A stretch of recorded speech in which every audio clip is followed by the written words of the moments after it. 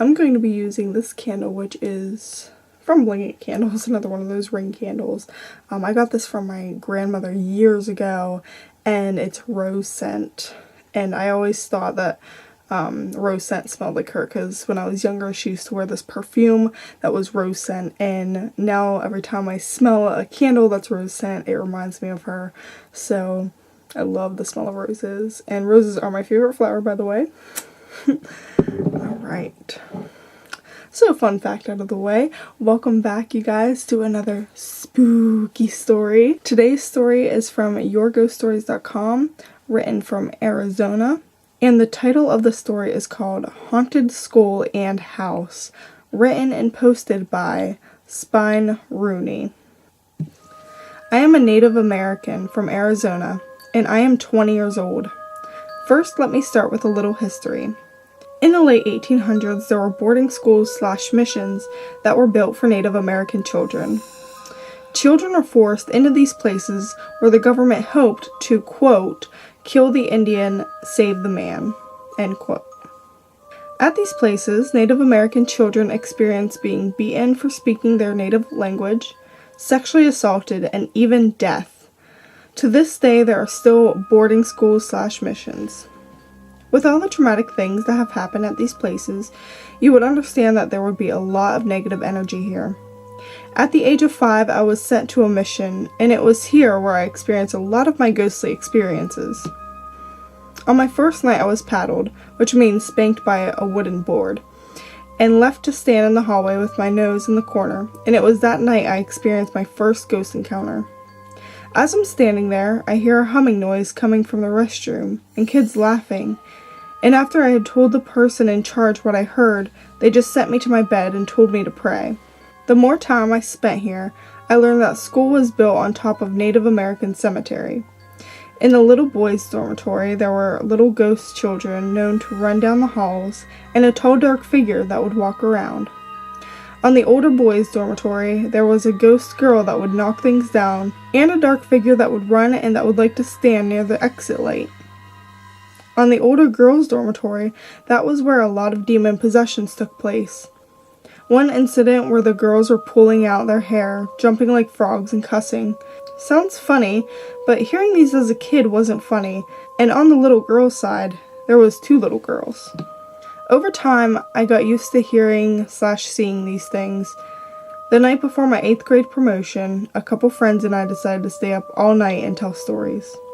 I was about 12 when the bathroom door opened on its own. My friend decided to go over and was talking to something that was in the restroom and came back and told us, "It wants to talk to you guys." When those words came out of his mouth, the broom and the mop fell, and the dorm parents, which were the people who watched over us in the dormitory, came out of their rooms and asked us what was going on. When we told them, they checked the restroom and the mop and broom were lying on the ground. I had left when I had finished 8th grade and moved back home, where strange occurrences followed me.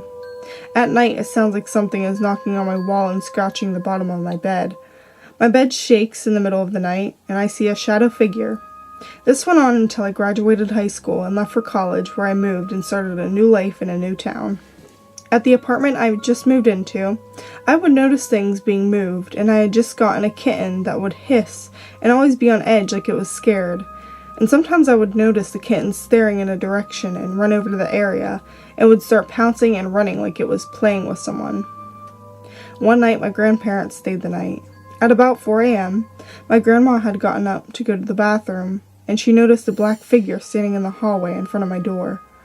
I usually woke up about 4:30 to go to work, and when she called out to it, it disappeared.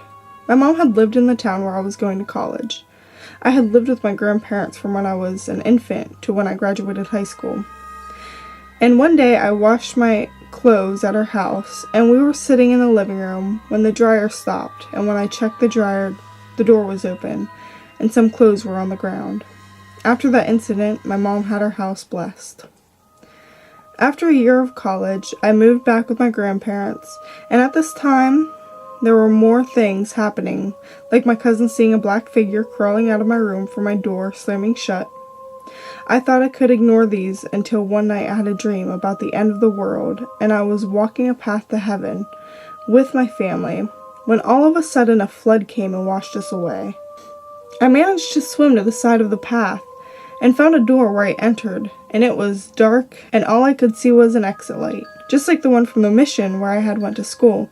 And in that dark room, a man told me to hide where I did, and then I saw a dark figure that was hairy walking towards me. I remember not being able to tell or do anything, and then I was slapped in the face, and that's when I woke up with my face stinging. I still have no idea what that dream meant or who slapped me. Sometimes I think it was God waking me up before the thing could get me, or if it was the thing telling me that it could get inside of my head and that it could touch me. Days later, I had a prayer done for me, and since then I haven't had any experiences.